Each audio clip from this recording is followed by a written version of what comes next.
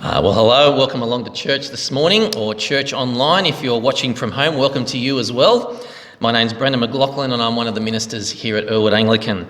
And one of the things I like to do from time to time is I watch reaction videos on YouTube. Now, a reaction video is when you film someone watching another YouTube video and you see their reaction to that video. And I saw a reaction video a little while back of two African Americans watching a Tim Minchin song that he calls Prejudice. Now, Tim Minchin is about as white as you can get. He's a redhead who lives here in Sydney, and he's got this song called Prejudice. And prejudice is about a particular word with, quote, a horrible history of being used to abuse, suppress, and subdue. He says 6 seemingly harmless letters, a couple of G's, an R and an E, an I and an N. And you can see these two African Americans, when he calls out those letters, they start to say, oh no, he isn't. White guys can't use that word. And you can see them getting a little bit agitated as they're waiting for this white guy to drop the N word. Well, the chorus comes around and Minchin says, only a ginger can call another ginger a ginger. That was his word of prejudice. And you see the African Americans, they relax a bit and they have a bit of a laugh. And they're right to laugh because Tim Minchin has, in a very funny and very clever way, outlined the seriousness of racism. Now, forgive me for changing tone so abruptly here, but racism is serious. The research is in on this. See, when people are exposed to long-term racism, not only does it start to affect their mental health in really serious ways, it actually can start to take away their hope. It doesn't just lead people to feel inferior, they start to question whether society wants them at all. And if left unchecked, it has all too often led many people to commit suicide. And what this means is not only is racism inherently stupid, all right, that it bases a person's contribution to society on something as superficial as the colour of their skin, all right, it is also fundamentally evil. It leads to things like trauma, hopelessness and suicide in individuals alongside tribalism and social disorder in communities. And today, we're going to look at what God has to say on this topic, which I have to tell you is way more than can be squeezed into one sermon. I thought about cramming 3 sermons into today's talk, but that would end up being helpful to no one. So unfortunately, we can only begin our journey today into looking at what God has to say about racism. And I've got 3 points, as your sermon outline shows, to help explain the basics, just the basics of what the Bible has to say on the topic of racism. So we're going to begin by defining racism and looking at what kind of things it includes. So I've titled our first point, what does racism look like? But if we're going to have any hope of addressing this scourge on society, we need to dig down deeper and find what lies behind racism. So I've titled our second point, where does racism come from? We're then going to conclude by looking at how you and I can be part of the solution as opposed to part of the problem, and that is by understanding how God has already worked to start healing racism. And so I've titled our third point, how to combat racism. Now, while we're only whetting our appetites today, what I should say is that our passage cuts right to the heart of this problem and how to combat it. So let's dive in and have a look at what does racism look like, where does racism come from, and how to combat racism. And like I said, it's wise to begin with a definition of racism. Most dictionaries define racism in a pretty similar way, so the best I saw was this, all right, racism is prejudice, discrimination or antagonism directed at a person or people because of their colour, ethnicity or national origin. All right, I'll say that again, prejudice, discrimination or outright antagonism directed at a people or person based on their colour, their ethnicity or their national origin. Or to put it more simply, racism is racial superiority. Right? It's the belief that race determines our intellectual, cultural, or moral capacities. Right? It is the mistaken belief that other races are just more stupid, more primitive, or more immoral than my race. And look, here are some real-life examples I've heard personally. These are the ones I've actually heard, all right? People from that particular ethnic background, they all marry their cousins, and that kind of inbreeding leads to less intelligence. I've heard people say that. The reason that particular race is so poor is because they're all too lazy to get off their backsides and do an honest day's work. People from that particular race are all greedy. Or people from that particular race, they care more about saving face than dealing with the truth. Now notice what each of these examples are doing. They're taking a particular characteristic that they may have seen in one or two people, and they're then turning it into a generalisation for the entire race. They're in effect writing that race off as inferior. And friends, I have spoken to many of you who have experienced that kind of thing in your life. It is devastatingly hard. But racism actually runs much deeper than just these kind of mistaken beliefs. Because when we make assessments of people groups, all right, ethnic groups, racial groups, it actually goes on to affect society at large. It affects things like the political system, the economic system, the criminal system, and the educational system.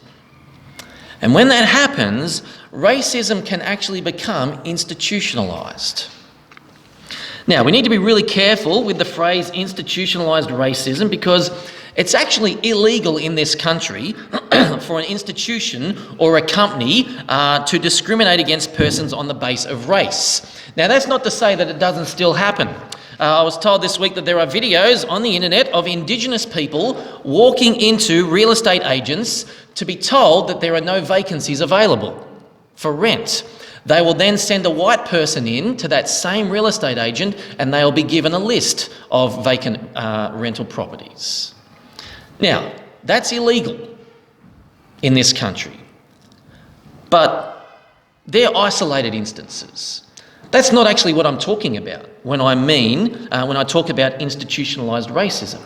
What I mean by institutionalised racism is it's when a system marginalises people on the basis of race, even though most of the individuals in that system are not intentionally trying to do so. I'll give you an example of what I mean. There's a video on YouTube. If you want to look it up, I suggest you do. It's called Black Parents Explain How to Deal with the Police. Right? If you want to look it up, YouTube, Black Parents Explain How to Deal with the Police. And in this heartbreaking video, African American parents tell their kids how they should deal with the police. And these are the kinds of things they say. They say, don't ever talk back to the police. Don't ever reach for your licence without first telling the officer you're reaching for your licence. Always keep your hands where the police officer can see them and, quote, do whatever you have to do to get back to me. Now, white parents don't have to have those conversations. But here's the thing. White Americans don't want black Americans to have to deal with that. The law and order system in America was not set up specifically to make that happen. But somehow, African Americans have been marginalised in that system. And because they've been marginalised, you and I all know the name George Floyd, don't we? Institutionalised racism is a system that marginalises people on the basis of race, even though most of the individuals in that system are not intentionally trying to do so. So, look, that's a quick overview of what racism looks like. On the surface, it is prejudice or discrimination, whether intentional or not, directed against a people or person based on their colour, ethnicity, or national origin.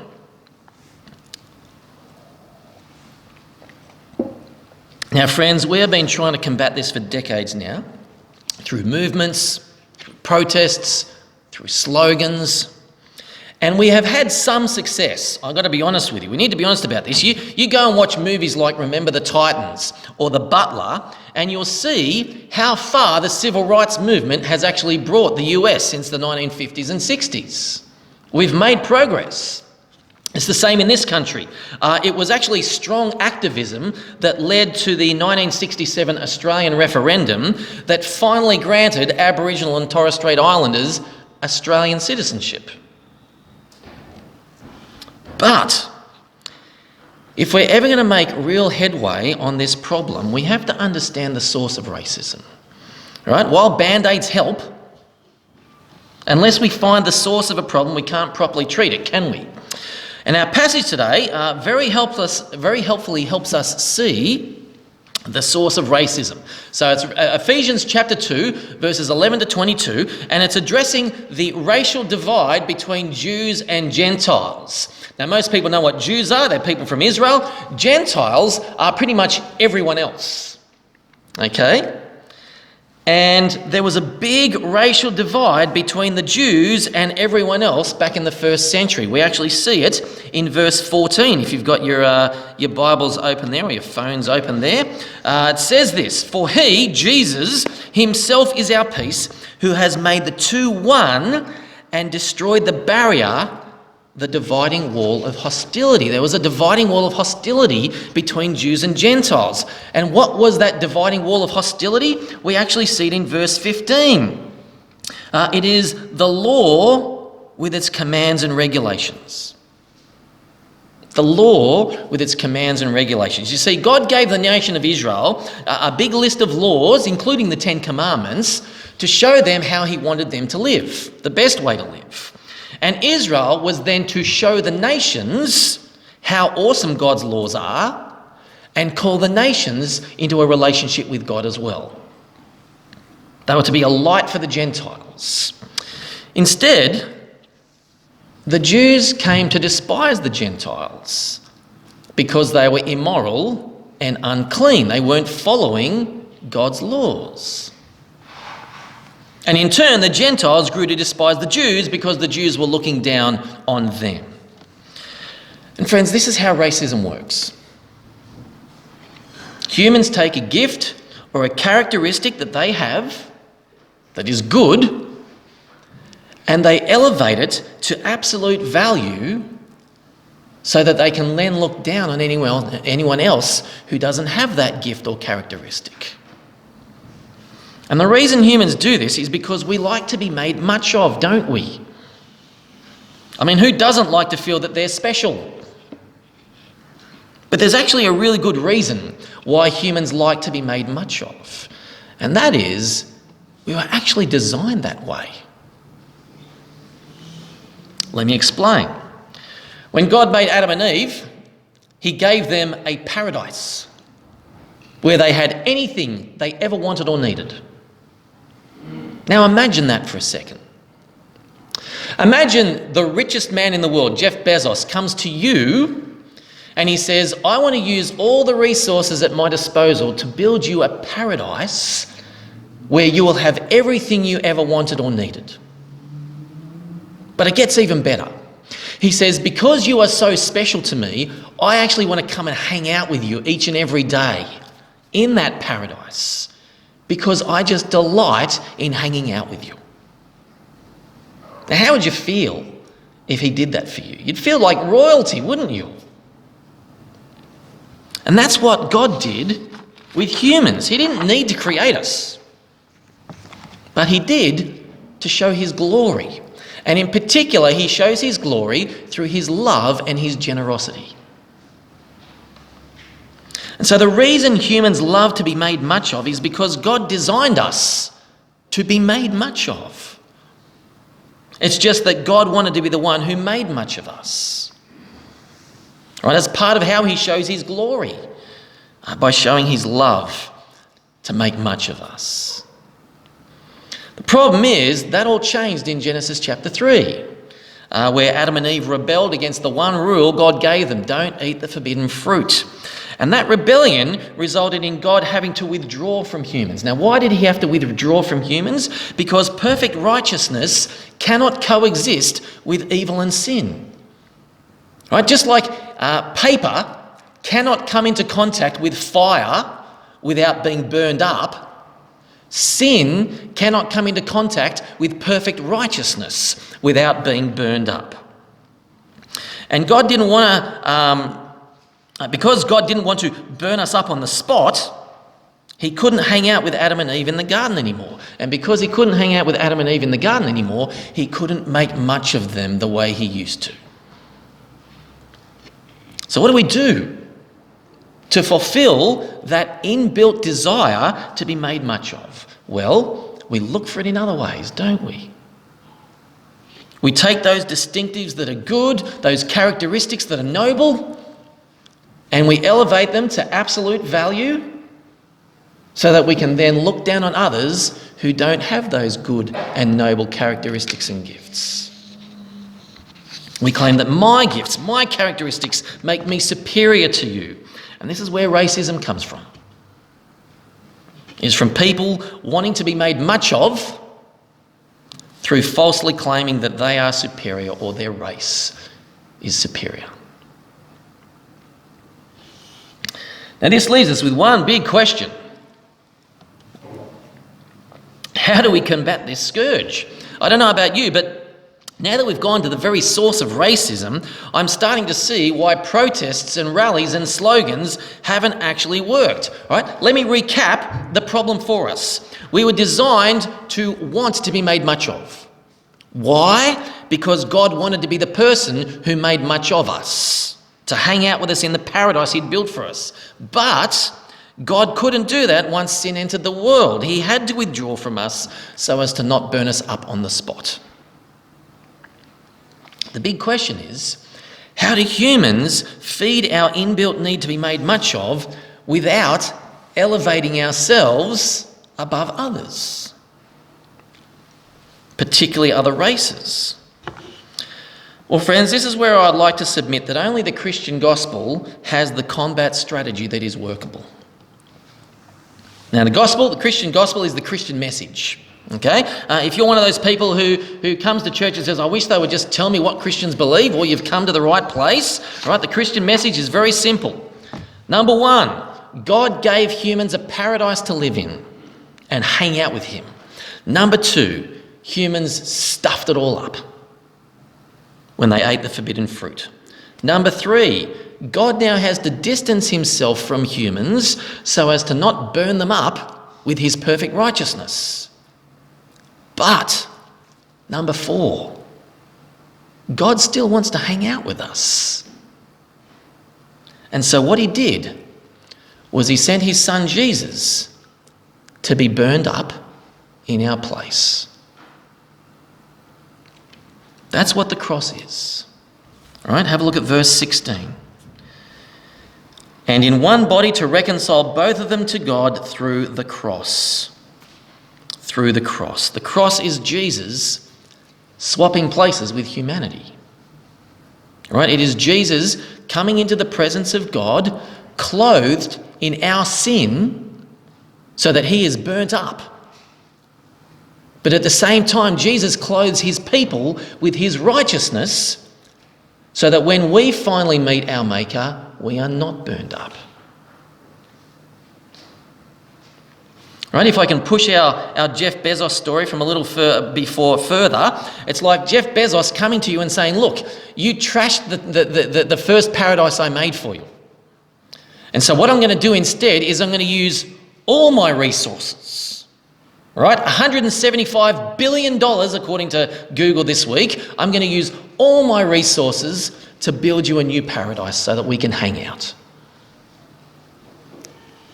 Now, the only problem with that illustration is you cannot actually put a price on God's only beloved Son. Yet that is what it cost God to reconcile us back into his presence. Now, friends, if you don't currently believe in the Christian God,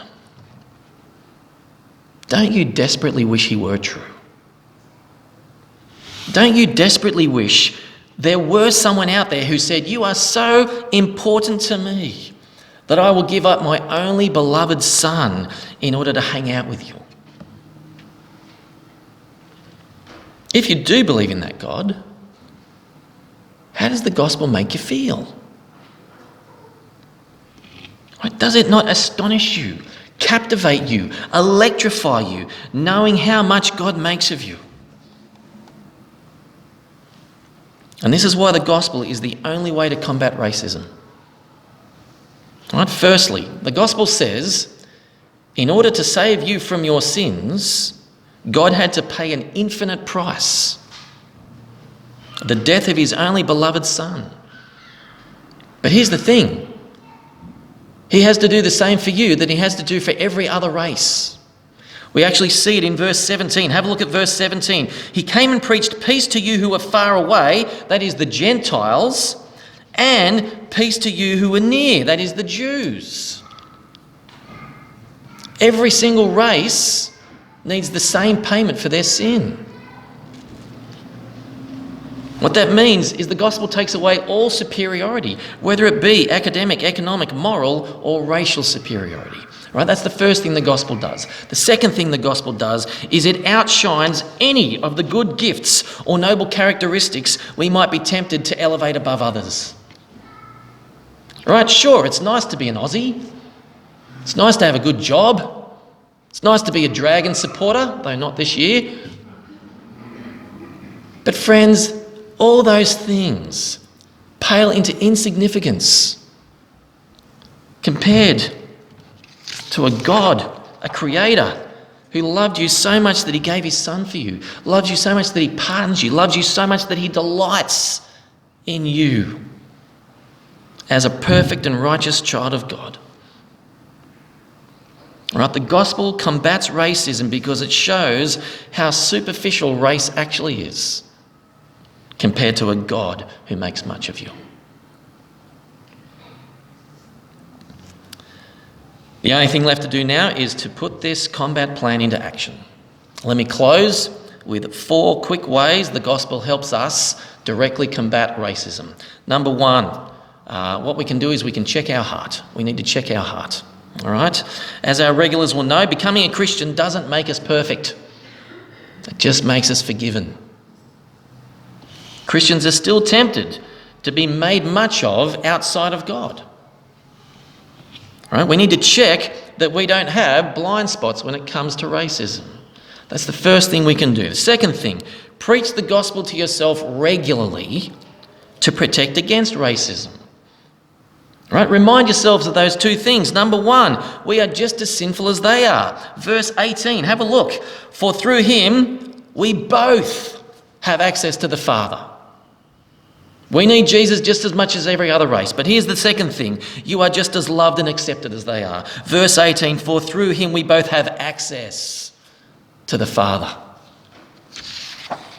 Number 3, we need to understand that there are systems that marginalise people groups in this world, even though the people in those systems are not intentionally trying to marginalise those people groups. I've written about it on the news sheet if you want to read that a little later on. But in this country, Indigenous people make up 28% of the adult prison population, even though they make up only 3.3% of the general population. Now, in one sense, we can say, well, the people who are in jail are the people who commit the crimes. Or we can recognise that the system you and I enjoy, that system being modern Australia, has unintentionally resulted in a frightening percentage of incarcerated Indigenous people. And number 4, when we see marginalised groups, support their fight for equality. All right? Lend your time to find out more. Lend your voice to theirs. Lend your money. Offer training or employment opportunities to the marginalised if you can. What can we do? Think about that. But friends, understand racism is real and racism is evil. As Christians, we have the only thing that can actually combat this evil. That is the God who has made much of us.